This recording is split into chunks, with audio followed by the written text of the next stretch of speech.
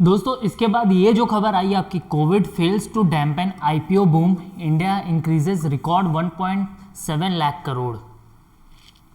दोस्तों एक तरफ तो ये खबर आती है कि जो हमारी इकोनॉमी है वो बिकॉज ऑफ कोविड -24% का स्लम्प खाती है क्वार्टर वन में। उसके बाद जो अगले जो क्वार्टर भी है उसमें भी -7.5 का स्लम्प रहता है। लेकिन वेयर एज अगर आप देखें तो इकोनॉमी का जो एक और मेजर पार्ट है, जो आपका फाइनेंशियल स्ट्रक्चर को एक और जो इम्पेटस देता है, वो आपका शेयर मार्केट है। वहीं शेयर मार्केट आपका राइज में है। अगर आप देखें तो इंडिया में इस बीच $22 बिलियन के आसपास का FDI आता है, ठीक है। उसके बाद ये जो खबर है जो ये दिखा रहा है कि इंडिया में 1.7 लाख करोड़ का राइज हुआ है, इन्वेस्टमेंट हुआ है। तो ये दो खबर क्या दिखाता है दोस्तों? ये दो खबर दिखाता है कि जो इकोनॉमी है दो अलग अलग स्पीयर्स में वर्क करती है। एक जो आपकी इकोनॉमी जो आपको एम्प्लॉयमेंट जनरेट करवाती है, ठीक है, चाहे वो आपके कारखाने हों, फिर कंपनी बड़े बड़े कारखाने लगना हो, या फिर जो छोटे मध्यम उद्योग हैं उनसे रिलेटेड जो इकोनॉमी है, एक तो वो फंक्शन करती है। और ये जो दूसरी इकोनॉमी जो टोटली इन्वेस्टमेंट पे वर्क करती है, जो टोटली जो बड़े बड़े जो इन्वेस्टर हैं, जो FPI FDI के रूट के थ्रू आपके सिक्योरिटीज़ और जो आपका शेयर मार्केट है उसमें पैसा लगाते हैं, वो है। अब लोगों का कहना है कि जब से ग्लोबलाइजेशन हुआ है लास्ट 30 ईयर से बड़े बड़े इस पे बुक्स लिखे गए हैं, उसमें जो सबसे ज़्यादा फ़ायदा हुआ है वो इस इकोनॉमी से नहीं हुआ है। मतलब ये वो इकोनॉमी से फ़ायदा नहीं हुआ है जिसने लोगों के लिए एम्प्लॉयमेंट जनरेट किया और लोगों के लिए एक सर्टेन रेवेन्यू जनरेट किया हो। ये उन लोगों के लिए उतना बड़ा बूम नहीं रहा है जितना बूम इस टाइप ऑफ इकोनॉमी में रहा है, जो एक तरह से इन्वेस्टमेंट को, जो एक तरह से आपके जो कह सकते हैं बेटिंग जैसे जो पर्पसेस हैं उसको प्रमोट किया हो, ठीक है। तो ये भी आपको ये न्यूज़ भी वहीं से रिलेट करते हुए दिख रहा है। अब अगर आप इस साल के इकोनॉमिक सर्वे देखें 2020 को इकोनॉमिक सर्वे, तो उसने जाहिर तौर पे जो मार्केट इकोनॉमी है, जो मार्केट के द्वारा ड्राइव की जाती है, जो सिक्योरिटीज़ वाला जो फंडा है, उसको बोला है कि उसको और ज़्यादा पब्लिक स्पेयर में लाने की ज़रूरत है, ठीक है। वो आज भी सिर्फ सर्टेन नंबर ऑफ लोग हैं, मतलब आज भी कुछ ही लोग ग्रुप है जो इसका फ़ायदा उठा पा रहे हैं, जो इसमें डायरेक्ट इन्वेस्टमेंट कर रहे हैं, शेयर में अपना पैसा लगा रहे हैं और वहाँ से अपना जो एक रेवेन्यू है वो जनरेट कर पा रहे हैं। और मेजॉरिटी ऑफ जो देम है वो बैंक में अपना पैसा रखना पसंद कर रहे हैं। और बैंक जब भी पैसा रखना पसंद कर रहे हैं तो बैंक से रिलेटेड जब भी कोई बड़ा डिफ़ॉल्ट होता है तो सबसे ज़्यादा इम्पैक्ट सबसे पहले वो जो लार्जर चंक है, जो कॉमन आदमी जिसने अपना पैसा बैंक में रखा है, उसको सफ़र करना पड़ता है। चाहे वो आप येस बैंक का एग्जांपल देख लें, PMC का एग्जांपल देख लें, पंजाब नेशनल बैंक का एग्जांपल देख लें। वेयर एज अगर धीरे से जो कॉमन पर्सन है, जो कॉमन आदमी है, अगर वो धीरे से पैसा अपना शेयर मार्केट में लगाना शुरू करे तो इससे क्या होगा, जो ऑलरेडी जो फ्रिज है, जो रिजिड हो चुका है इन्वेस्टमेंट, जो सेविंग जो एक तरह से ब्लॉक स्टेट में है, वो निकलेगी और यहाँ पे जाएगी। और ये जो पर्टिकुलर सेगमेंट है वो जो रेट ऑफ इंटरेस्ट उनको वहाँ पे दे रहा है, रेट ऑफ रिटर्न जो उनको वहाँ पे दे रहा है, उसके मुकाबले ज़्यादा रेट ऑफ रिटर्न यहाँ पे देगा। लेकिन जाहिर तौर पे यहाँ पे जो रिस्क है वो सबसे बड़ा फैक्टर है। और हाल में जो स्कैम करके जो आपका TV सीरीज आया था उसमें बोला भी था, रिस्क है तो इश्क है और इश्क है तो रिस्क है, तो वही वाला हिसाब है यहाँ पे।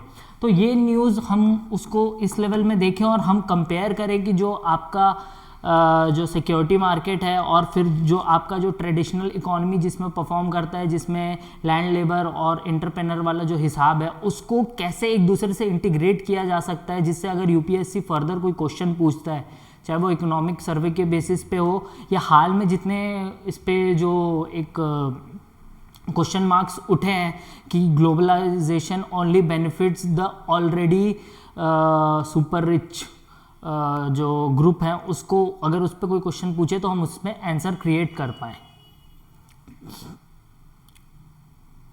दोस्तों उसके बाद ये जो न्यूज़ है कि Tesla preparing to start operation in India by early 2021 says Gadkari. दोस्तों इस न्यूज़ के कई सारे इम्पैक्ट हो सकते हैं, लेकिन जो सबसे ऑब्वियस इम्पैक्ट है वो ये होगा कि जैसी टेस्ला इंडिया में एंटर करेगा तो उससे जो रिपल इफेक्ट पड़ेगा वो हमारी जो ऑलरेडी जो एक तरह से ऑयल बेस्ड ऑटोमोबाइल इंडस्ट्री है उसको पड़ेगा। और ऑयल बेस्ड ऑटोमोबाइल इंडस्ट्री में जो सबसे बड़ा स्लम पड़ेगा वो ये पड़ेगा कि इलेक्ट्रिक जो मोटर व्हीकल्स हैं, जो इलेक्ट्रिक व्हीकल्स हैं उसमें नया एवेन्यू शुरू हो जाएगा। और इस तरीके से गवर्नमेंट ऑफ इंडिया जो अपना जो ई मोटर व्हीकल जो प्लान है उसको भी एक तरह से रोल आउट करना चाहती है, क्योंकि टेस्ला जैसी जो बड़ी इंडस्ट्री है उसके आने से जाहिर तौर पे हमारा जो ऑटोमोबाइल इंडस्ट्री है उसमें तहल पहल मचेगी। और जो ऑलरेडी ऑयल बेस्ड जो हमारी जितनी भी ऑटोमोबाइल इंडस्ट्री है उसको चाहते हुए या ना चाहते हुए भी आपके मतलब इलेक्ट्रिक व्हीकल की तरफ शिफ्ट होना पड़ेगा। अब इससे क्या फ़ायदे होंगे? पहला फ़ायदा तो इससे ऑब्वियस रूप से ये होगा कि हमें कार्बन एमिशन को जो घटाने का जो हमारा कमिटमेंट है अकॉर्डिंग टू पेरिस एकॉर्ड वो हमें फ़ायदा मिलेगा। दूसरा ये मिलेगा कि जो हमारा इम्पोर्ट है ऑयल का, जो 77% हम रिलाय करते हैं अपने इम्पोर्ट पे, उसमें भी रिडक्शन देखने को मिलेगा, जिससे हमारा करंट अकाउंट डेफिसिट है वो मैनेज होगा। तीसरा हमें ये देखने को मिलेगा कि जैसे ही आप ई मोबाइल में जाते हैं, मतलब इलेक्ट्रिक मोटर व्हीकल में जाते हैं, उससे एक नई इंडस्ट्री क्रिएट होगी। और वो इंडस्ट्री का क्रिएट होना जितना जल्दी वो क्रिएट हो जाए उतना अच्छा है, क्योंकि एक तरह से 25 ईयर से 30 ईयर में ये जो ट्रांजिशन है वो काफ़ी फास्ट होने वाला है। और इसमें सबसे ज़्यादा फ़ायदा उसी को मिलेगा जो लीड पे है। तो उस मामले में भी हमें जितना अर्ली हम इस चीज़ को ग्रैप्स कर लें उतना हमें फ़ायदा मिलेगा टेक्नोलॉजिकल सेंस पे। लेकिन इसके कुछ वो भी हैं, कंपल्शंस भी हैं, इसके कुछ डीमेरिट्स भी हैं। जो पहला डीमेरिट है कि जैसा हमारे पास ऑयल नहीं है वैसे ही हमारे पास लिथियम के रिजर्व्स भी नहीं हैं। ठीक है, लिथियम के रिजर्व्स भी नहीं हैं। तो गवर्नमेंट ऑफ इंडिया ने हाल के कुछ सालों में कोशिश की है कि वो अपने लिथियम के जो रिजर्व हैं बायलैटरल जो एग्रीमेंट है उसमें शामिल रखे। और मेनली जो लिथियम के रिजर्व्स हैं आपके साउथ अमेरिकन कंट्रीज़ में हैं, चाहे वो अर्जेंटीना हो, बोलिविया हो, चिली हो, पैराग्वे हो, यहाँ पे मेजॉरिटी ऑफ द आपको लिथियम के रिजर्व्स मिलेंगे। तो गवर्नमेंट ऑफ इंडिया ने ये कोशिश की है कि ये 3-4 कंट्रीज़ जो हैं इनके साथ आप कॉन्ट्रैक्ट करें और प्रेफरेंशियल मैनर में इनके साथ आप वहाँ के जो लिथियम रिजर्व्स हैं वहाँ तक आपका एक्सेस हो जाए। लेकिन ये इतना आसान नहीं है, क्योंकि इस रिजर्व्स पे ऑलरेडी चाइना का कंट्रोल है। ठीक है, इस रिजर्व्स पे ऑलरेडी चाइना का कंट्रोल है। तो इसी जो पूरा आपका ये चल रहा था, इंटरव्यू चल रहा था, इसमें गडकरी जी ने सजेस्ट किया कि अगर लिथियम पे हमें वैसा कंट्रोल नहीं मिल पाता जैसा हमें चाहिए तो उस केस में उसका सब्सटीट्यूट क्या हो सकता है। तो उसका सब्सटीट्यूट ये हो सकता है कि जो इसरो है, जो उसके पास जो बैटरी मैकेनिज्म है उसकी वो टेक्नोलॉजी शेयर करे, और वो टेक्नोलॉजी शेयर करके हम ये जो लिथियम आयन वाली बैटरी का जो एक रोड ब्लॉक है हम उसको कर्टेल आउट कर सकते हैं। और साथ ही हम सोडियम आयन बैटरीज और एल्यूमिनियम आयन बैटरीज के तरफ भी फोकस कर सकते हैं।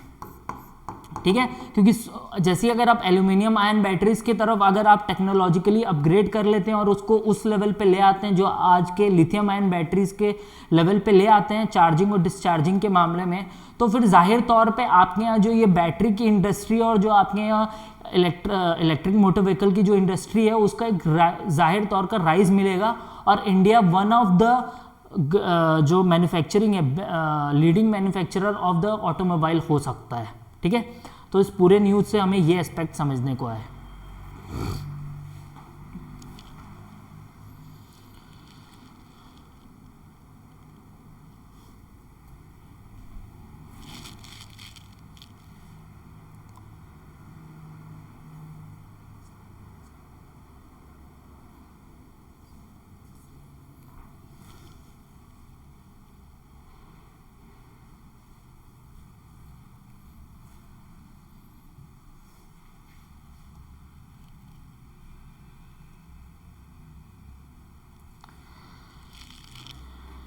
और खबर क्या थी यार?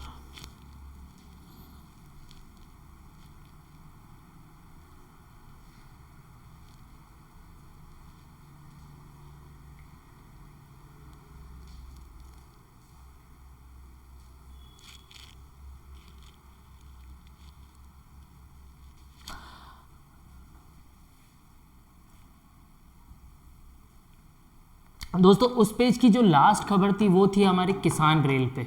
ठीक है। हाल में ही प्राइम मिनिस्टर मोदी ने जो 100th रेल जो सर्विस है किसान रेल के तहत, उसको हरी झंडी दिखाई थी, मतलब उसको हरी झंडी दिखाते हुए उनने रवाना किया था ट्रेन को, जो बेसिकली आपका जो कहाँ से कहाँ तक गई थी, देवलाली से दानापुर तक गई थी। ठीक है, देवलाली आपका महाराष्ट्र में पड़ता है और दानापुर आपका बिहार में पड़ता है। अब ये जो दोस्तों किसान रेल वाला जो स्कीम है, ये आपके 2019-20 के बजट में अनाउंस हुआ था, किसान रेल और आपका किसान उड़ान करके। इस स्कीम के थ्रू दोस्तों जो आपका किसान रेल है, उसके थ्रू जो जितने भी पेरिशेबल गुड्स हैं, जैसे वो वेजिटेबल हो या फ्रूट्स हो, उसका मकसद ये है कि वो उनको भारत के एक छोर से दूसरे छोर तक उसको ट्रांसपोर्ट किया जाए। फॉर एग्जांपल मान लीजिए अगर नागपुर में अंगूर अच्छे होते हैं, संतरे अच्छे होते हैं, तो उसको विद इन ए टाइम जो उसका मार्केट है राजस्थान का शहर या दिल्ली तक पहुंचाया जा सके, ताकि वो विद इन तय सीमा में जो हमारा भारतीय किसान है वो अपने जो उसका प्रोड्यूस है उसका सही दाम उसको मिल पाए।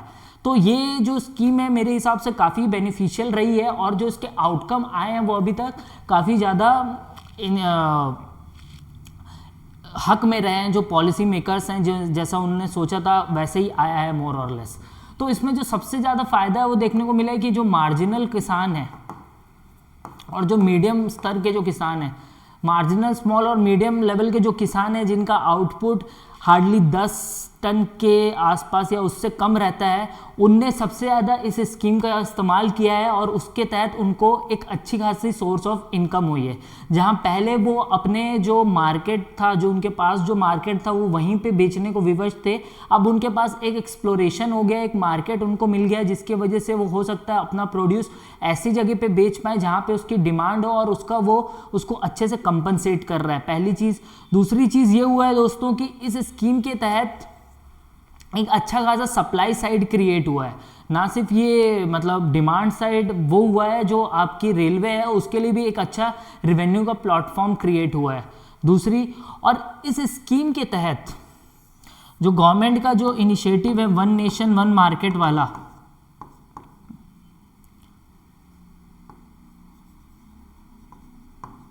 जिसको वो हाल के जो 3 कंट्रोवर्शियल बिल्स हैं या जो 3 कंट्रोवर्शियल अब एक्ट्स हो गए हैं उसके तहत भी वो प्रोपगेट करना चाहती थी, वो भी कहीं ना कहीं उसको इस स्कीम के थ्रू वो अचीव कर पा रही है। तो ये तीन मोटिव्स यहाँ पे गवर्नमेंट के मिल रहे हैं। पहला कि यहाँ पे जो स्मॉल मार्जिनल और मीडियम लेवल के जो किसान हैं उनको फ़ायदा मिला है। पहले उनको जहाँ अपने पास की मंडियों पे बेचने को विवश रहते थे because of storation, lack of cold storage या फिर लैक ऑफ कॉम्पिटिटिवनेस, वहीं अब इस स्कीम की वजह से वो उन दूर प्रांतों में भी बेच पाएंगे, ठीक है, जहाँ पे उनको उनका उचित मूल्य मिले, पहली चीज़। दूसरी चीज़, इससे जो गवर्नमेंट है उसको भी कहीं ना कहीं फ़ायदा हुआ है, रेलवे को भी फ़ायदा हुआ है कि जो एक फ्राइट में जो वो अपना परसेंटेज लूज़ कर रहा था बिकॉज ऑफ दिस स्कीम, उसको लग रहा है कि वो कहीं ना कहीं वो वापस से धीरे धीरे जो उसका टारगेट है 45% कैप्चर करने का 2050, वो उसको इससे रिगेन कर सकता है। तीसरा वन नेशन वन मार्केट का जो विजन गवर्नमेंट ऑफ इंडिया लेके चल रही है वो स्कीम के थ्रू वो अचीव कर सकती है। अब दोस्तों अभी तक इसमें करीब 27,000 टन का ट्रांसपोर्टेशन हुआ है, ठीक है, 27,000 टन का ट्रांसपोर्टेशन हुआ है, और रेलवे का कहना है कि ये अभी अर्ली फेजेस है। तो इसमें हमने देखा है कि जो प्रोपोगेशन है, मतलब जो इस स्कीम के प्रति जो जागरूकता होनी चाहिए, जिस लेवल में स्वच्छता भारत अभियान को लेके है या फिर आपका उज्ज्वला को लेके है, उस लेवल की जागरूकता अभी तक नहीं आई है। तो हो सकता है कि ये जो पूरा गवर्नमेंट का जो आउटरीच चल रहा है फार्मर्स को, इसके तहत अगर इस स्कीम को वैसी जागरूकता मिल जाती है जैसा अदर पायलट प्रोजेक्ट्स को हैं, तो उससे जाहिर तौर पे ये जो 27,000 टन का जो फिगर है वो मल्टीपल टाइम्स एक्सपैंड करेगा, ठीक है। और उनका कहना है कि अगर ये 300 से 350 टन के आसपास अगर सप्लाई होती है, माल का 300 से 350 टन के आसपास सप्लाई होता है, तो उस केस में जो रेलवे है उसको कोई नुकसान भी नहीं उठाना पड़ेगा। तो और अभी करेंटली गवर्नमेंट ऑफ इंडिया इस स्कीम को प्रमोट करने के लिए 50% के आसपास का सब्सिडी दे रही है, अप टू 50% का सब्सिडी भी दे रही है। ठीक है, और इसके साथ ही जो एक और स्कीम आपकी लॉन्च हुई थी किसान उड़ान, इसके तहत ये था दोस्तों कि आपके जितने भी पेरिशेबल गुड्स हैं, चाहे वो आपके मिल्क से रिलेटेड हो या फिर आपके वेजिटेबल या इससे रिलेटेड हो, फ्रूट से रिलेटेड हो, इनका direct supply by using the cargo plane government of India जो जहाँ पे जो डिफरेंट कंट्रीज़ हैं वहाँ के लिए भी करेगी, और साथ में जो इंटरनल है वहाँ के लिए भी करेगी। उड़ान स्कीम के तहत जो छोटे छोटे एयरपोर्ट्स बने हैं उनको भी इन स्कीम्स के थ्रू इंटीग्रेट किया जाएगा, ताकि वो पर्टिकुलर छोटे छोटे एयरपोर्ट के आसपास के इलाके जो किसान हैं वो भी अपना जो सामान है वो बड़े शहर में और दूसरे देश में भी पहुंचा सकें। ठीक है, तो ये दो स्कीम काफ़ी वो थी, मेरे हिसाब से इम्पॉर्टेंट थी, और इसका डिस्कशन हमने कर लिया है।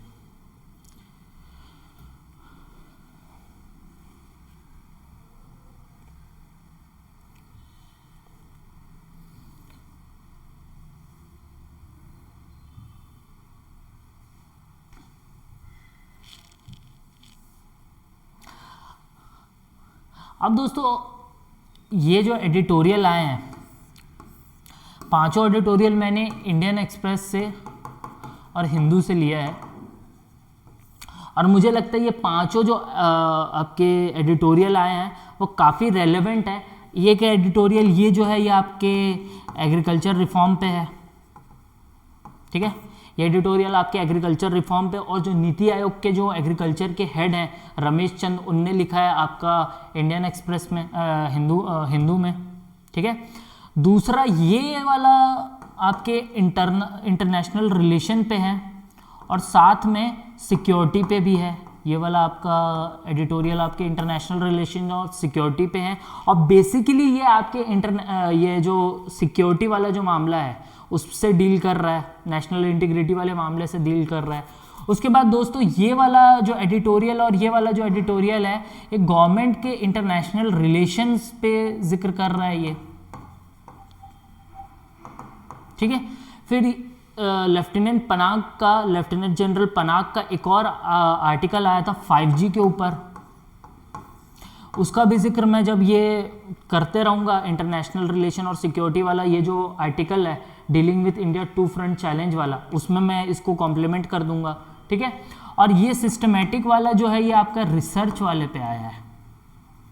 ठीक है, तो मोर और लेस आप देखिए एग्रीकल्चर वाला सेक्शन इस आर्टिकल से कंप्लीट हो रहा है, रिसर्च वाला जो सेक्शन है वो सिस्टमेटिक सिस्टम्स चैलेंज से कंप्लीट हो रहा है। ये दोनों आपके इंटरनेशनल रिलेशन से डील कर रहे हैं, और ये आपके सिक्योरिटी वाला जो नेशनल इंटीग्रिटी है और जो इंटरनेशनल बाउंड्री है और सिक्योरिटी का जो इशू है उससे डील कर रहा है।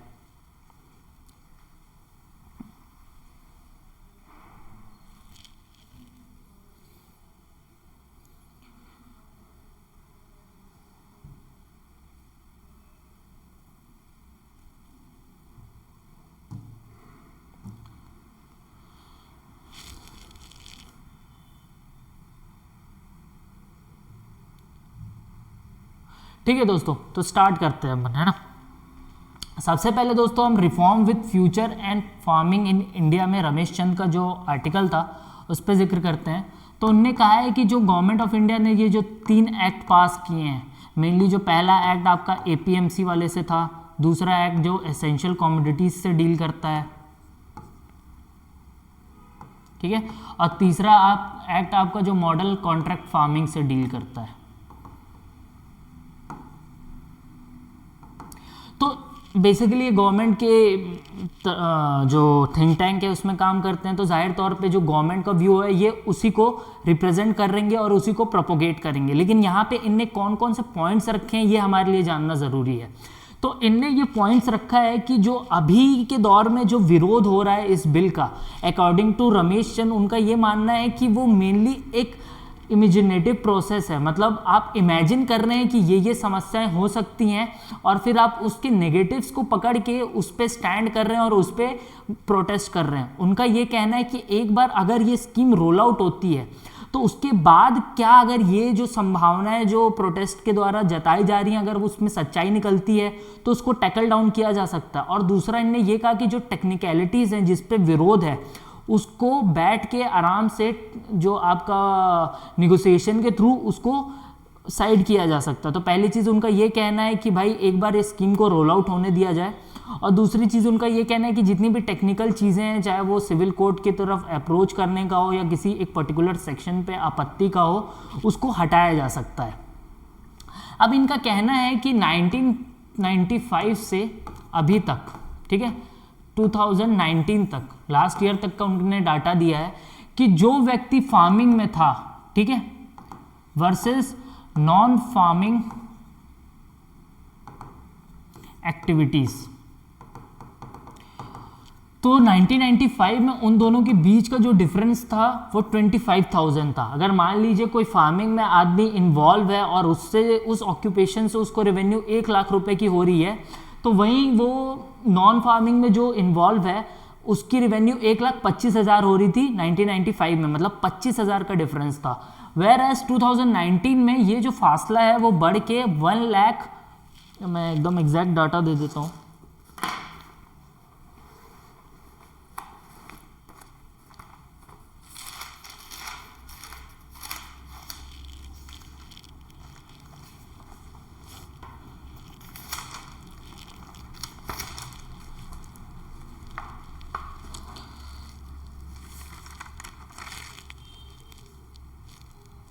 तो वहीं अभी ये बढ़ के डाटा करीब करीब 1,92,000 के आसपास हो गया, यानी 2 लाख का डिफरेंस आ गया है। मतलब जाहिर तौर पे ये दिखाता है कि जो आपके एग्रीकल्चर है उसमें रिफॉर्म की ज़रूरत है, क्योंकि उसमें जो मतलब पहले से ही रिफॉर्म के मामले में मतलब वो पहले से ही दूर था। 1995 का अगर आप डेट देखें तो ये पोस्ट 1991 के बाद का जिक्र हो रहा है, और 1991 में आपके नॉन फार्म जो एक्टिविटीज़ हैं वहाँ पे रिफॉर्म हुआ था, ठीक है।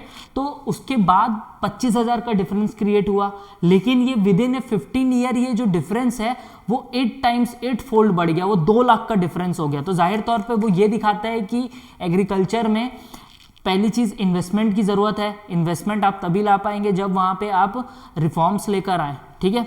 तो पहली चीज़ वो।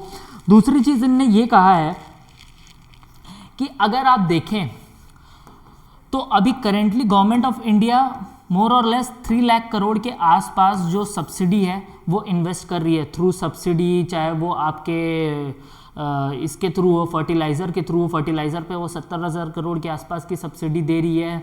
वेयर एज जो आपका पावर कंजम्पशन है उस पर आप वो 1 लाख करोड़ के आसपास की सब्सिडी दे रही है।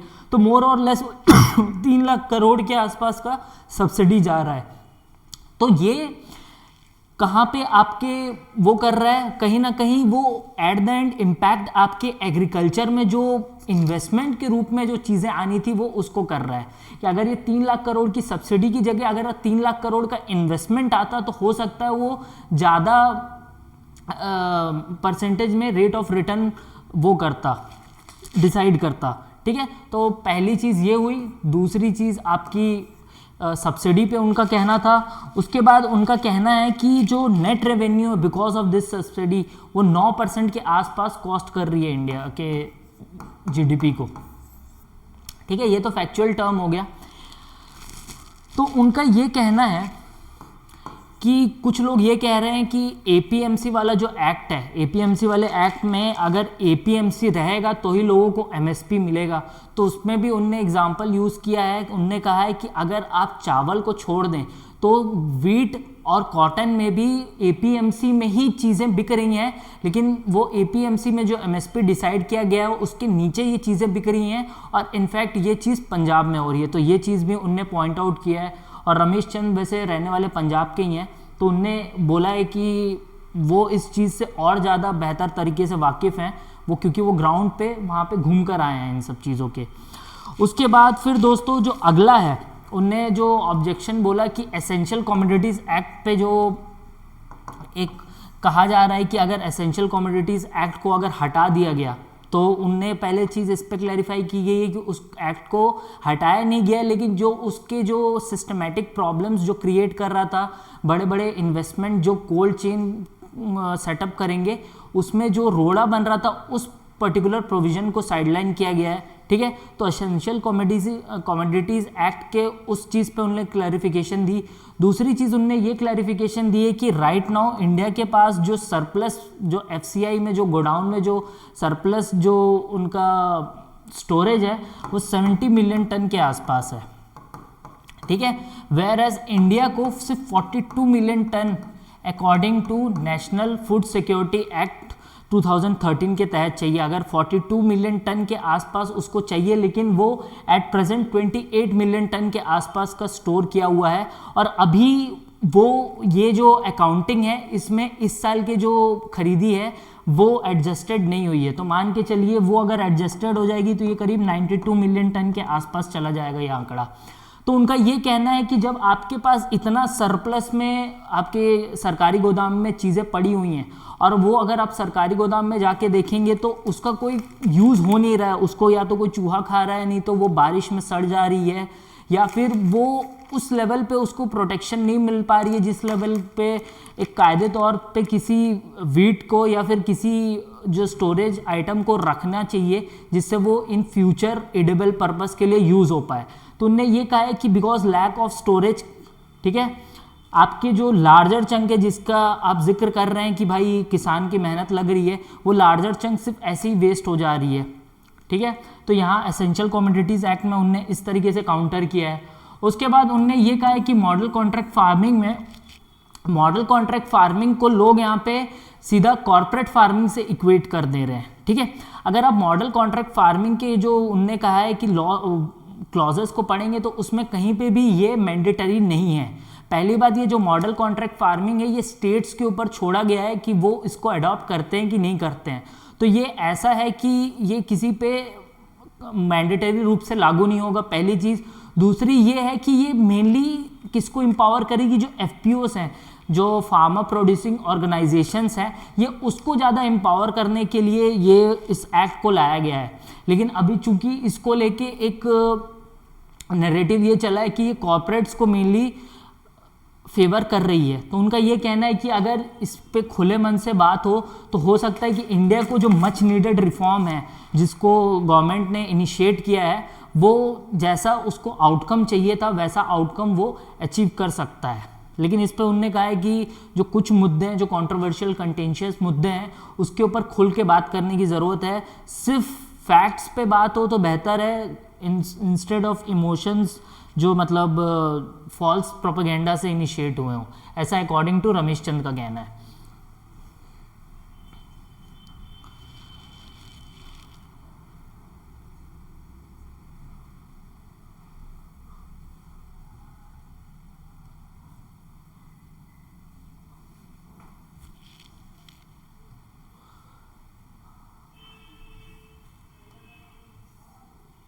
अब दोस्तों दूसरा हम आते हैं सिस्टम्स चैलेंज में। तो दोस्तों सिस्टम्स चैलेंज में इंडियन एक्सप्रेस का ये एडिटोरियल है और इंडियन एक्सप्रेस ने बोला है कि अभी करेंटली जो हमारा एग्जिस्टिंग सिस्टम है उसमें हम अभी भी प्री ब्रिटिश टाइम के जो वो कॉलोनियल हैंगओवर है हम उसी से गुजर रहे हैं। क्योंकि प्री ब्रिटिश जैसे ही इंडिया इंडिपेंडेंट हुआ था तो जो उसको सबसे बड़ी समस्या उस समय दिख रही थी वो लैक ऑफ यूनिवर्सिटीज़ का होना था।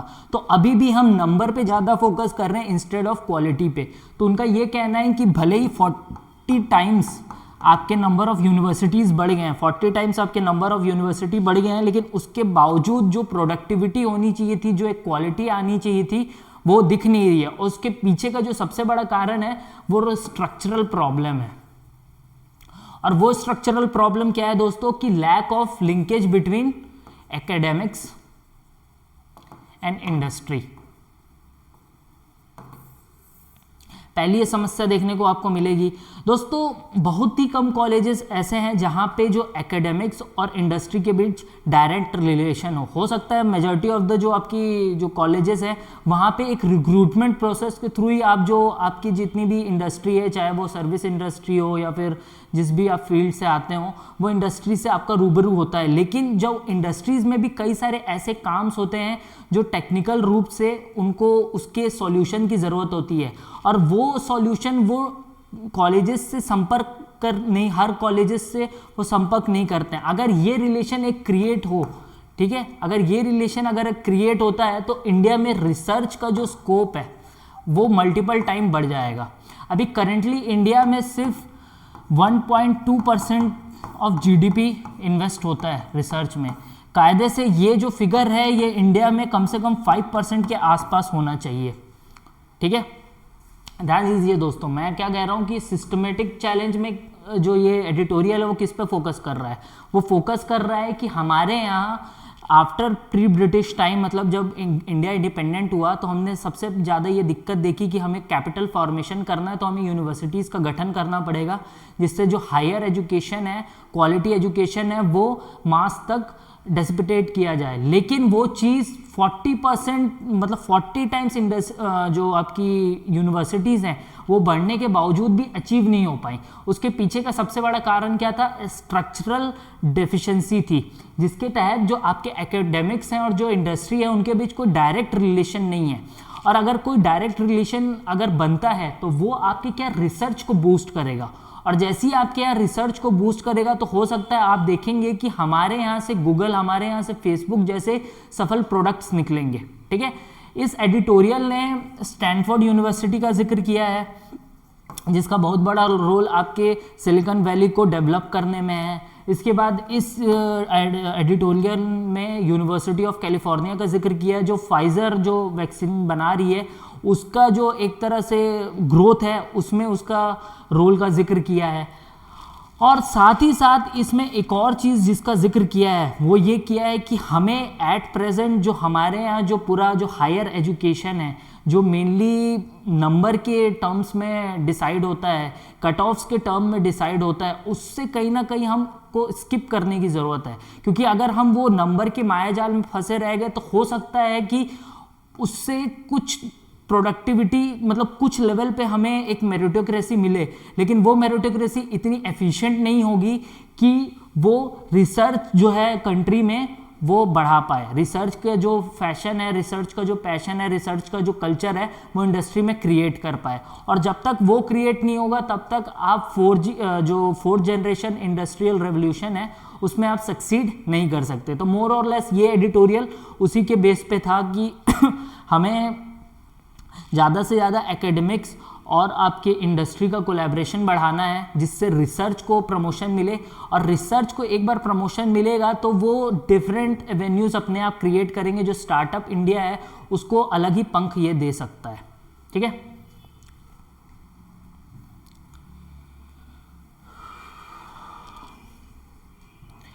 अब दोस्तों इसके बाद जो ये दोनों तो अलग अलग टॉपिक्स पे थे, एक एग्रीकल्चर पे था फिर एक रिसर्च पे था, ये जिक्र हो गया। अब बाकी वाला जो है एक ये है, ये दोनों इंटरनेशनल रिलेशन पे। लेकिन सबसे पहले मैं DS हुड्डा के ये जो एडिटोरियल आया है, dealing with India's 2 front challenge, आप सभी को पता है कि इंडिया का जो 2 फ्रंट चैलेंज है, ईस्ट में चाइना और वेस्ट में पाकिस्तान, इसके बारे में हम न्यूज़ चैनल्स में या फिर आए दिन अपने जो न्यूज़पेपर्स हैं या फिर कई बार प्राइम मिनिस्टर से भी और जो हाई लेवल के जो डिग्नेटरीज से उनसे सुनते आ रहे हैं। तो हुड्डा जी ने इसको कैसे डील किया? हुड्डा जी ने पहले ये बताया, और मैं बता दूं आपको कि ये लेफ्टिनेंट जनरल DS हुड्डा जी हैं, ये वही आदमी है जिनने सर्जिकल स्ट्राइक को कमांड किया था, ठीक है। तो इन्हीं के निर्देशन में, DS हुड्डा जी के निर्देशन में आपका सर्जिकल स्ट्राइक परफॉर्म हुआ था, ठीक है। तो उनका ये कहना है कि भैया सबसे पहले ये जो चैलेंज था 2 फ्रंट वाला, वो मिलिट्री के द्वारा सबसे ज़्यादा प्रमोट किया जा रहा था, वेरएज जो आपका जो पॉलिटिकल लीडरशिप है उसको मानने को तैयार नहीं था। उसका कहना है कि मिलिट्री इस 2 फ्रंट वॉर को इसलिए इतना ज़्यादा प्रोपोगेट कर रही है ताकि उसको ज़्यादा से ज़्यादा फंडिंग मिले। मतलब इन दोनों के बीच पहले कोई एक वो नहीं थी, एक यूनिफॉर्मिटी ऑफ थॉट नहीं था, एक दोनों एक किसी सेम पॉइंट ऑफ कंक्लूजन पे नहीं थे, दोनों अलग अलग स्टैंड पे थे, ठीक है। लेकिन जैसे जैसे वक्त बीतता गया और हाल के कुछ दिनों में जैसे जैसे आपका वक्त बीतता गया और हाल का जो 6 महीना है, जो गलवान क्लैश के बाद से जो चीज़ें क्लियर हुई हैं, उससे एक चीज़ स्पष्ट हो गई कि इंडिया जो है अब 2 फ्रंट जो है वो सिर्फ उसका परसेप्शन नहीं था, मिलिट्री परसेप्शन नहीं था, वो एक रियलिटी है, ठीक है। और इसीलिए जो इंडिया का जो अभी तक प्योर फोकस जो था वो पाकिस्तान पे था, वो प्योर फोकस पाकिस्तान पे सिर्फ ना रह के चाइना की तरफ जाने की ज़रूरत है, क्योंकि अभी तक आपकी जितनी भी मिलिट्री तैयारियां हो रही थी या जितने भी अलॉटमेंट हो रहे थे गवर्नमेंट की तरफ से, वो पाकिस्तान को ध्यान में रख के हो रहे थे। मतलब जो पॉलिटिकल लीडरशिप है वो पाकिस्तान को ध्यान में रख के वो आपको जितना भी इंफ्रास्ट्रक्चर के लिए, क्रिएशन के लिए जो भी फंड्स हैं वो एलोकेट कर रही थी। तो यहाँ पे जाहिर तौर पे वो इनडायरेक्टली जो डिफेंस एक्विजिशन है उसको बढ़ाने की मांग कर रहे हैं, ठीक है, कि डिफेंस एक्विजिशन और डिफेंस जो इंफ्रास्ट्रक्चर है उसको, जो उनका कैपिटल है, एक्सपेंडिचर है, उसको बढ़ाने की मांग कर रहे हैं, पहली चीज़। दूसरी चीज़ वो ये कह रहे हैं कि इंडिया और चाइना, स्टार्टिंग में ऐसा माना जा रहा था कि economic solution will be the solution of all problems. मतलब अगर आप याद करें तो देन ज़ोनपिंग जो थे और जब राजीव गांधी मिले थे तो उन दोनों का जो प्राइमरी फोकस था वो ये था कि अभी हाल में अपने रिश्ते सुधारे जाएं और जो फंडामेंटल दिक्कत है वो धीरे धीरे अपने वक्त के साथ वो घिस के छोटी हो जाएंगी और डिसॉल्व हो जाएंगी, लेकिन ऐसा नहीं हुआ, ठीक है। और फंडामेंटल दिक्कत में जो सबसे बड़ा दिक्कत था वो लैंड बाउंड्री डिस्प्यूट वाला था, ठीक है, तो वह ऐसा नहीं हुआ। तो इंडिया और चाइना का भले ही एक दूसरे के साथ इकोनॉमिक कॉपरेशन बढ़ा हो, लेकिन साथ ही साथ उन दोनों के इकोनॉमिक कॉपरेशन बढ़ने के साथ एक दूसरे के प्रति डिसइंटरेस्ट और जो कंपटीशन है वो एक अलग लेवल पे प्लेस हुआ है, ठीक है। तो यहाँ पे भी DS हुड्डा ने उस पर पिन पॉइंट किया है। उसके बाद फिर DS हुड्डा ने इस एडिटोरियल के थ्रू हमारा ध्यान लेके गए हैं वो किस पे, कि पाकिस्तान और चाइना का जो हाल के दिनों में जो एक रिलेशनशिप ट्रांसफॉर्मेशन हुआ है वो इंडिया के लिए क्यों वरी है। क्योंकि अब चाइना और पाकिस्तान अलग अलग गुट में, मतलब ऐसा नहीं है कि पहले भी ऐसे ही था कि वो दोनों कॉपरेट कर रहे थे, लेकिन पहले वो बैक चैनल से चीज़ें चल रही थी, लेकिन वो अब काफ़ी ज़्यादा ओपन हो गई हैं, ठीक है। और यहाँ पे DS हुड्डा जी ने बताया है कि अभी चाइना ने जैसे ही हमारे साथ स्टैंड ऑफ शुरू किया, 50,000 उनके सैनिक है, चाइना के सैनिक है, PLA के हैं और 50,000 हमारे हैं, उसी का देखा देखी गिलगिट बाल्टिस्तान में 20,000 के आसपास का सैनिक किसने मूव किया है, पाकिस्तान ने मूव कर दिया है। तो ये एक तरह से इंडिया को अपने उस पर्टिकुलर सिचुएशन को देखते हुए वहाँ पे एक वर्कआउट करने की ज़रूरत है और उसको वहाँ पे एक इंटरनेशनल जो कॉर्पोरेशन है उसको बिल्ड करने की ज़रूरत है, ताकि इन केस अगर दोनों के बीच कोई वॉर होता है, ठीक है, वो वॉर भी DS हुड्डा ने कहा कि वो वॉर लॉन्ग फ्लेज नहीं होने वाला है, वो वॉर हमेशा शॉर्ट रन में होने वाला है, क्योंकि शॉर्ट रन में पाकिस्तान को फ़ायदा है। क्योंकि अगर पाकिस्तान लॉन्ग रन के वॉर के लिए जाएगा तो ना उसके पास वैसे कैपिटल हैं, मतलब कैपिटल इन द सेंस ना उसके पास वैसे डिफेंस इक्विपमेंट है, ना उसके पास वैसे सप्लाई चेन है, और ना ही उसकी इकोनॉमी इस चीज़ को गवारा करेगी, ठीक है। तो अगर कोई भी कॉन्फ्लिक्ट होगा तो वो शॉर्ट रन के लिए होगा, तो उस केस के लिए इंडिया को अपना माइंड मेटअप करने की ज़रूरत है कि शॉर्ट रन में वो इंटरनेशनल कॉपरेशन जो है, कोलैबोरेशन है, वो कितना स्ट्रॉन्ग रखता है, ठीक है। और तीसरी चीज़ उनने एक और, इसके अलावा एक और चीज़ पे पिन पॉइंट किया है कि ये तो चीज़ें पूरी, मतलब डिफेंस एक्विजिशन बढ़ाना हो या फिर डिफेंस इंफ्रास्ट्रक्चर पे पैसे खर्च करना हो, एक दूसरा इंडिया और चाइना के बीच में हाल में जो डिटोरिएशन हुआ है रिलेशनशिप पे, उसको अब किस अदर डायमेंशन में जाके नेविगेट करना है इंडियन जो लीडरशिप है वो दो। उसके बाद इंडिया और चाइना और पाकिस्तान का जो रिलेशन जो अपहील हुआ है और जो देखा देखी दोनों अपने जो सैनिक बॉर्डर के पास उसकी संख्या बढ़ा रहे हैं, उससे गवर्नमेंट को कैसे, लीडरशिप को कैसे विजिलेंट रहना है, 3। उसके बाद जो चौथी चीज़ है उनने ये कहा है कि यहाँ पे जो डिप्लोमेसी है वो बहुत इंपॉर्टेंट रोल प्ले करने वाली है। डिप्लोमेसी कैसे इंपॉर्टेंट रोल प्ले करने वाली है कि जैसे कि मैंने आपको कहा था कि international collaboration, international cooperation government को इसलिए इंश्योर करना ज़रूरी है क्योंकि ये लड़ाई लंबी नहीं होगी, छोटी होगी, लेकिन जो इसका कॉस्ट होगा वो काफ़ी भारी होगा। तो इंडिया को अपने जो गल्फ़ में जो रिलेशन है उस पर काफ़ी ज़्यादा स्ट्रेस करने की ज़रूरत है। करेंटली अगर आप गल्फ़ में देखेंगे तो गल्फ़ क्या है, मेनली मुस्लिम डोमिनेटेड कंट्रीज़ हैं, मुस्लिम पॉपुलेशन डोमिनेटेड कंट्रीज़ हैं, और जितना ज़्यादा आप मुस्लिम पॉपुलेट डोमिनेटेड कंट्रीज़ के साथ आपके रिलेशन अच्छे होंगे वो कहीं ना कहीं प्रेशर किस पे बनाएंगी, पाकिस्तान पे बनाएंगी कि वो टोटली चाइना के हाँ में हाँ ना मिला है, ठीक है, पहला ये। दूसरा ये कि आपको रशिया को भी अपने फेवर में रखना है, क्योंकि रशिया के साथ आपके हिस्टोरिकल टाइज रहे हैं, आपकी उसके साथ काफ़ी अच्छी बॉन्डिंग अभी प्रेजेंट में भी है। तो जितना ज़्यादा आप रशिया के साथ रिलेशन बना के रखेंगे उतना ज़्यादा आपको क्या फ़ायदा होगा, उतना ज़्यादा आप चाइना के जो एग्रेसिवनेस है उसको कंट्रोल कर पाएंगे। दूसरा और तीसरा उनका ये कहना है कि जो इंडिया को जो अब सबसे मेजर फोकस करना वो ये करना है कि वो जो पैसिफिक वाला जो हिसाब है, इंडो पैसिफिक में जो क्वाड बन रहा है उसमें अपने इंगेजमेंट को किस लेवल पे राइज करे। 3, तो यहाँ पे गवर्नमेंट को 3 लेवल पे, तो मैं एक बार इसको मिटाता हूँ, सिस्टमेटिकली लिख लेता हूँ, यदि अगर आप सुन रहे हो तो आपको नोट्स इसी के साथ आपका बन जाएगा। तो हुड्डा जी ने क्या कहा, पहला तो उनने कहा कि वो जो 2 फ्रंट वॉर का जो परसेप्शन था दोनों का, 2 फ्रंट वॉर का जो परसेप्शन मिलिट्री का था और जो लीडरशिप का था वो चेंज हुआ है। दूसरा, इंडिया और चाइना का जो अब रिलेशन है वो अब एक अलग लेवल पे चला गया, अब एक अलग डायमेंशन पे चला गया। तो पुरानी थ्योरीज या पुराने टैक्टिक्स अब काम नहीं आएंगी, पुरानी स्ट्रेटेजीज काम नहीं आएंगी, यहाँ से आपको नई स्ट्रेटेजीज फॉर्मुलेट करनी पड़ेगी।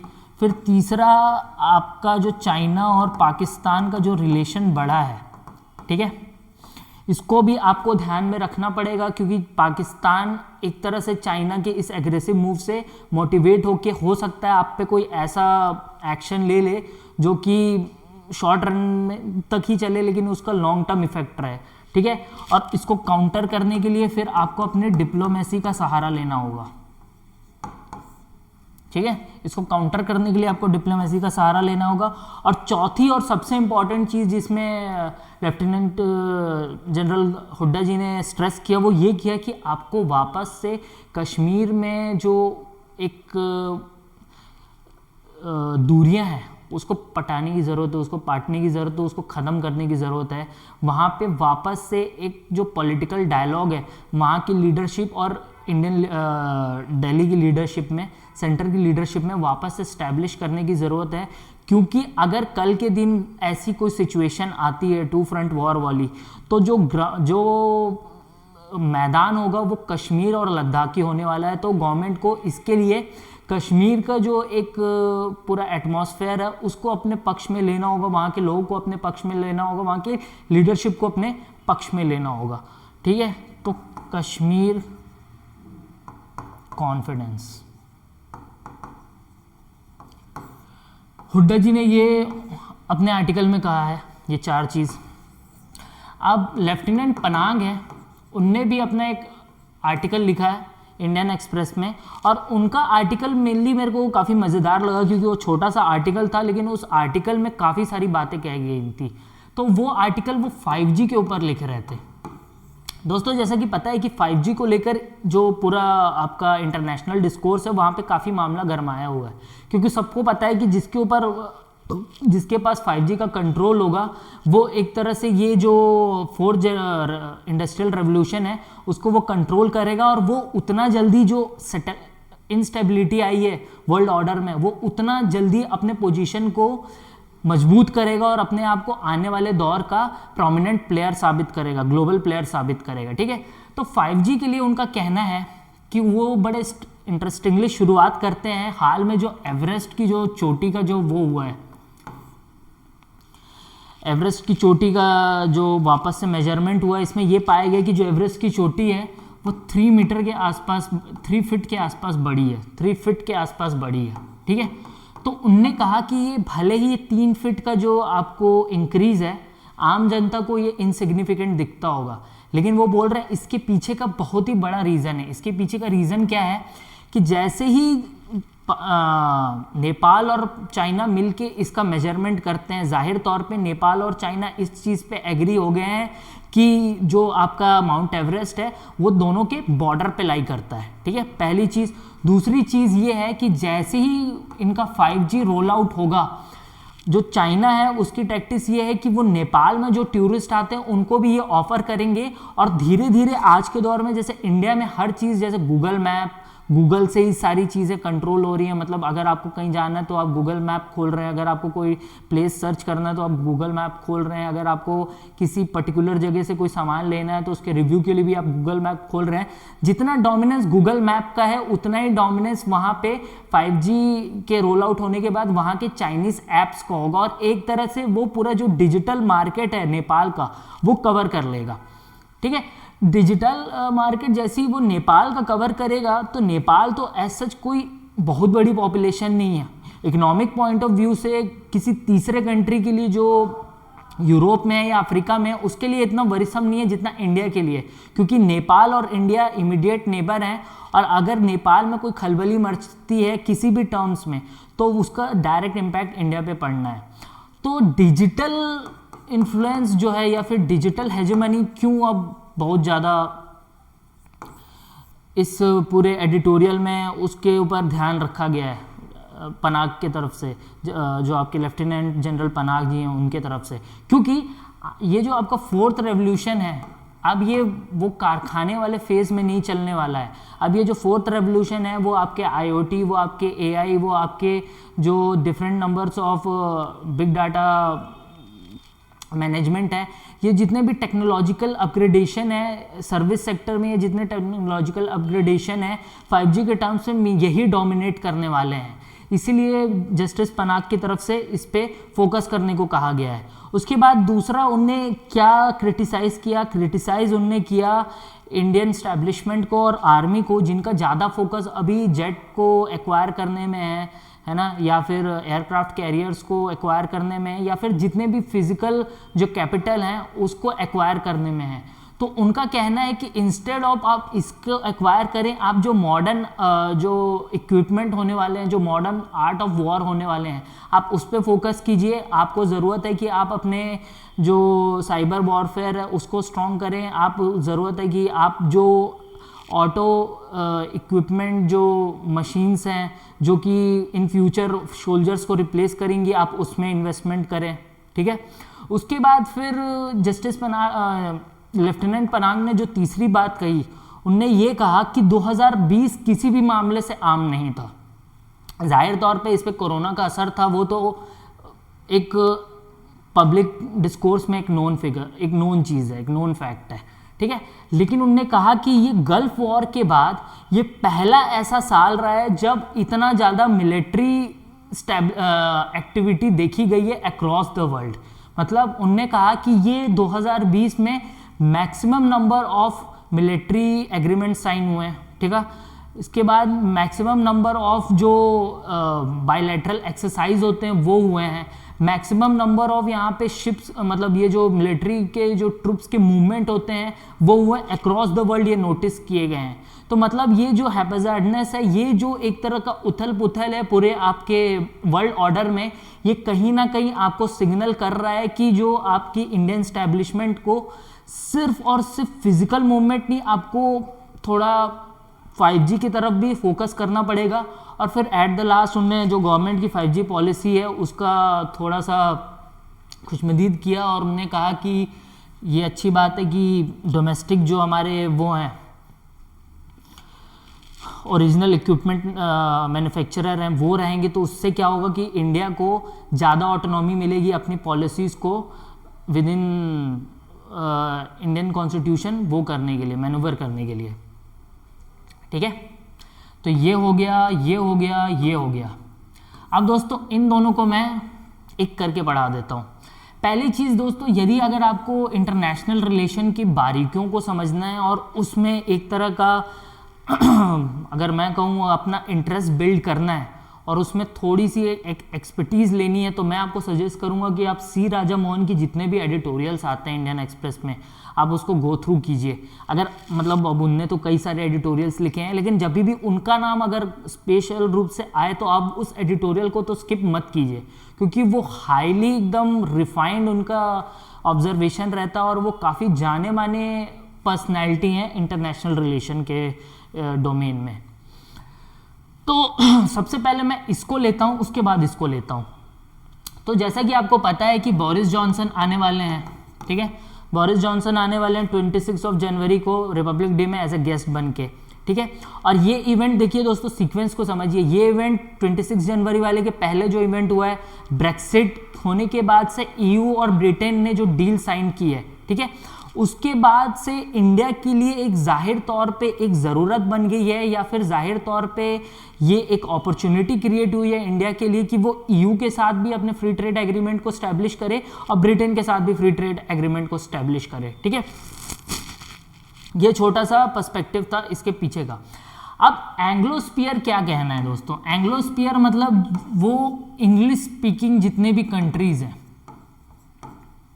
ठीक है, उनने हल्का सा आपको बैकग्राउंड में लेके गए कि भैया वो एक दौर था जब ब्रिटिश जो हुकूमत थी उसका सूरज कहीं नहीं डूबता था, ठीक है। वो वहाँ से यूफोरिया, मतलब वो जो एक रेट्रोस्पेक्टिव जो उनका पूरा एक वो रहा है, कहानी रही है, वो रेट्रो में लेके गए। फिर वहाँ से जो एक इम्प्रेशन है वहाँ के ब्रिटेन का, द ग्रेट ब्रिटेन का, वहाँ से और वहाँ के जो लोग समझते हैं कि ब्रिटेन को कैसे आने वाले दौर में डोमिनेंट रखना है और रेलिवेंट रखना है, वहाँ से वो कहानी को शुरू करते हैं, ठीक है। और वो ये बोलते हैं कि जो मेनली इस समझ के हैं, जो एंग्लोस्फीयर के जो समर्थक हैं या जो जिनको लगता है कि ब्रिटेन को रेलिवेंट आप एंग्लोस्फीयर यानी इंग्लिश स्पीकिंग कंट्रीज के रूप में रख सकते हैं, ठीक है, तो उनका ये मानना है कि जितनी भी इंग्लिश स्पीकिंग कंट्रीज हैं उनका सेम पॉलिटिकल कल्चर है, ठीक है, सेम लीगल डिस्कोर्स है और उनकी सेम जियोपॉलिटिकल इंटरेस्ट है।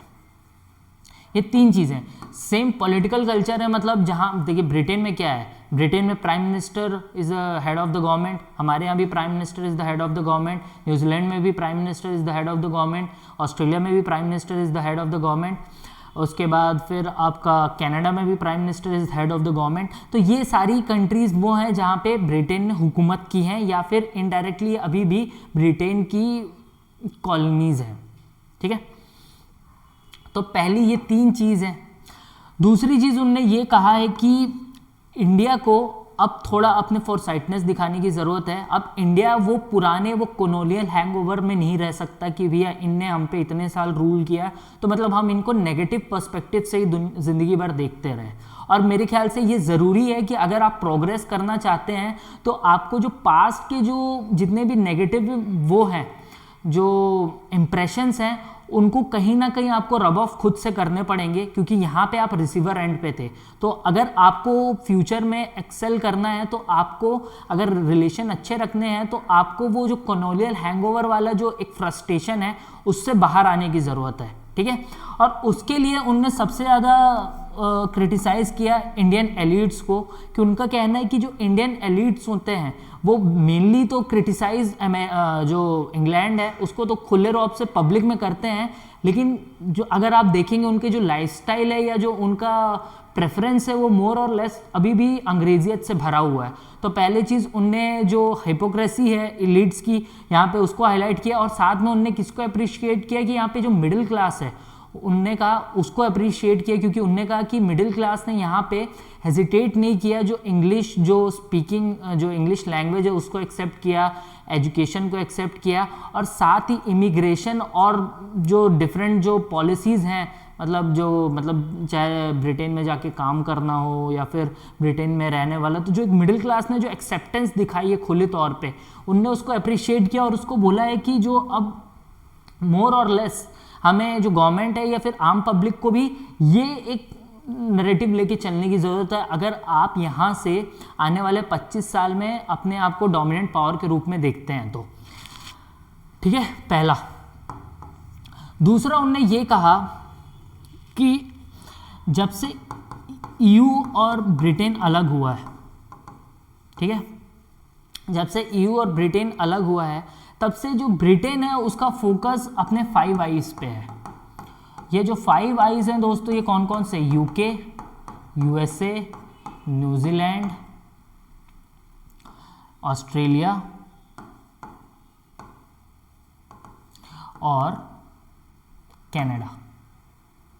और दोस्तों ये 5 आइज काफ़ी ज़्यादा न्यूज़ में भी रहा है, और इस पे 5 आइज पे पर्टिकुलरली सी राजा मोहन का एक एडिटोरियल भी है, तो आप चाहें तो गूगल करके उसको पढ़ सकते हैं, ठीक है।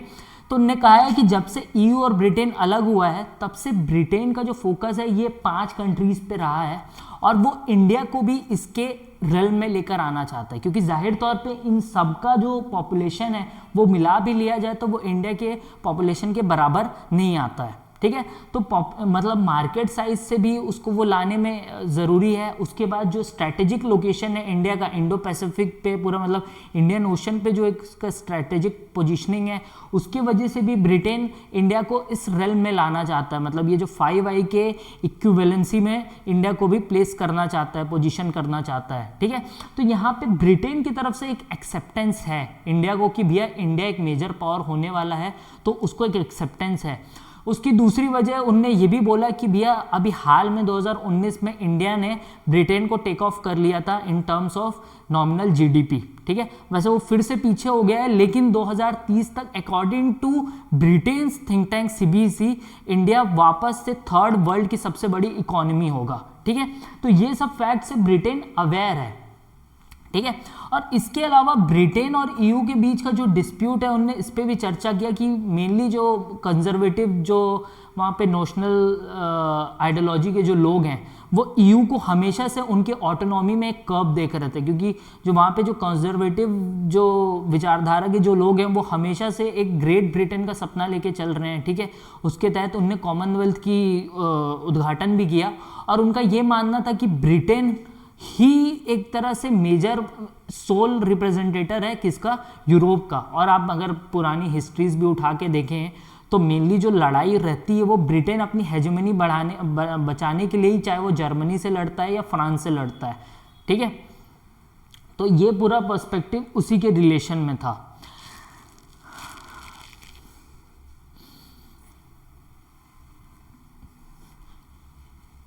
इस एडिटोरियल में और कुछ विशेष मतलब वैसा कुछ नहीं था जो बताया जा सके। अब मैं आता हूँ सीधा इसमें गेटेड ग्लोबलाइजेशन में। तो जैसे गेटेड ग्लोबलाइजेशन के आप स्टार्टिंग के जो लाइंस पढ़ेंगे वो बहुत ही खूब तरीके से लिखे गए हैं। उनने कहा है कि vaccination process going to be the next geopolitical drive. और इसमें कोई दो राय तो है नहीं कि वैक्सीनेशन जो प्रोसेस है going to be the next geopolitical drive, है ना। क्योंकि अगर आप देखें तो कंट्रीज का जो कॉम्पोजिशन है वो बड़ा साफ है कि कुछ कंट्रीज हैं जिनके पास पैसा है, ठीक है, कुछ ही कंट्रीज हैं जहाँ पे मैन्युफैक्चरिंग हो सकती है, और एक बहुत बड़ा मार्केट है या एक बहुत बड़े कंट्रीज ऐसी हैं जहाँ पे ना मैन्युफैक्चरिंग की कोई फैसिलिटी है, ना वहाँ पे आपके पैसे का कोई ऐसा पर्टिकुलर प्रबंध है। मतलब अगर आप अफ्रीका को देख लें, जैसे कि मैं आपको स्टार्टिंग में याद होगा जब मैं आपको यूरोपियन यूनियन का डिस्कस कर रहा था, तो यूरोपियन यूनियन क्यों अफोर्ड कर पा रहा है 450 मिलियन लोगों को वैक्सीनेट करने का, क्योंकि उसके पास पैसा है, वो उस तरीके से अपने जो फाइनेंसेस हैं या उस तरीके से अपने इकोनॉमिक प्लान को ड्राइव कर सकता है जिससे वो अफोर्ड कर पाए। वेयरएज अफ्रीकन यूनियन के पास ना पैसा है ना उसके पास ऐसा कोई क्लाउड है जिससे वो ऐसा कोई प्लान डेवलप कर पाए जिससे वो अपने 1.2 बिलियन लोग जो यूरोपियन अफ्रीकन यूनियन में रहते हैं उनको वैक्सीनेट कर पाए, ठीक है। तो पहला कारण ये है। तो global vaccination going to be the next geopolitical drive, ये पहला पॉइंट हुआ यहाँ पे।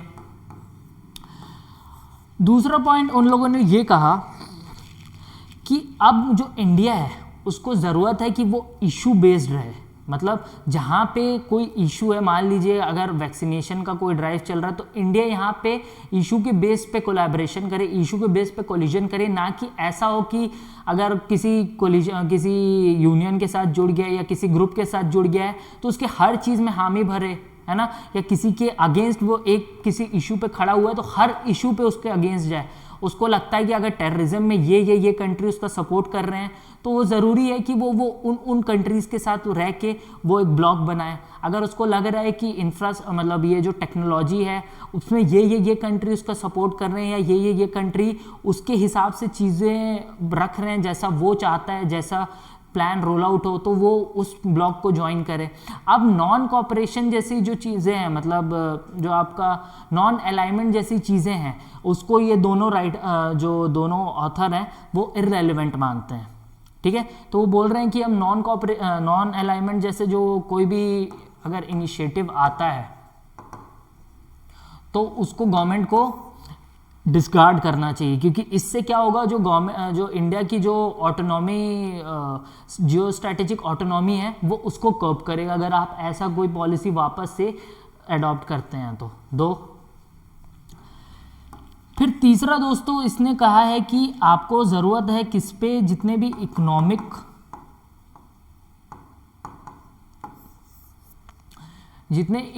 बायलैटरल ट्रीटीज़ हो रहे हैं उसको वापस से रिव्यू करने के, क्योंकि हर इकोनॉमिक ट्रीटी आपके कंडीशंस नहीं है, मतलब हर जगह आप रिसीविंग साइड पे नहीं रह सकते।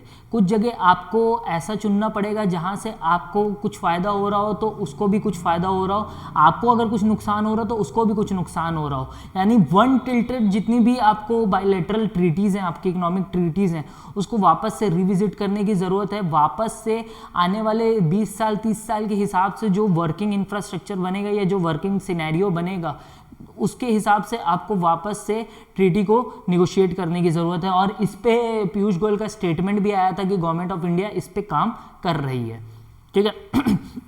उसके बाद चौथा उनने रेलेवेंस बताया किसका, हमारे इंडियन डिस्पोरा का।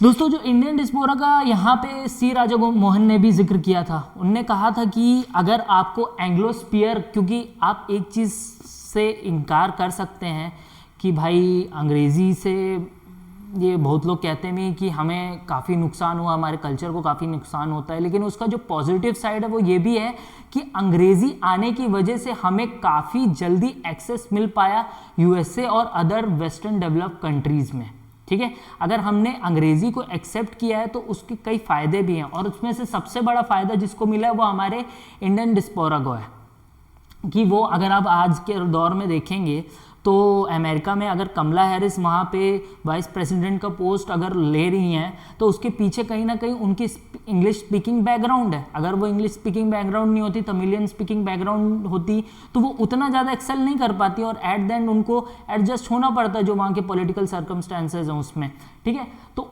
श्री राजा मोहन ने भी यही कहा है कि जो आपकी इंग्लिश स्पीकिंग जो पावर है उसको यही मौका है कैपिटलाइज करने का, ठीक है, पहली चीज़। दूसरी चीज़, जितने आपके इंडियन डिस्पोरा हैं वो अब पहले के मुकाबले ऐसा नहीं है कि लेबर के रूप में वर्क कर रहे हैं, इंडेंडेंट लेबर नहीं है, अब वो हर कंट्रीज़ में एक इन्फ्लुएंशियल पर्सनैलिटी के रूप में उभर के आए हैं। वो चाहे वो फाइनेंशियल एस्पेक्ट में हो, वो बड़े बड़े बिजनेसमैन हुए हैं, चाहे वो ब्यूरोक्रेट हुए हों, बड़े बैंकर्स हो चुके हैं, उसके बाद फिर वो पॉलिटिक्स में भी काफ़ी अब बड़े पोजीशंस पे आ चुके हैं। तो ये एक तरह से आपको एक एज देगा, ठीक है।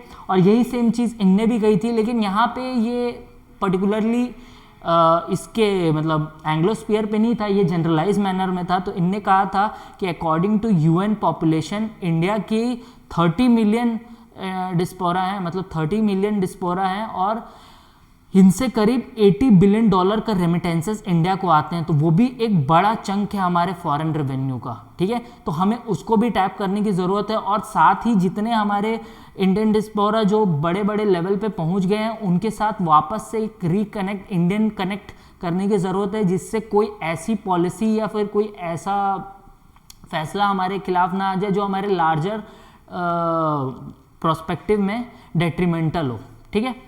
तो इसी के साथ दोस्तों आपका आज का पूरा ये वीडियो ख़त्म होता है।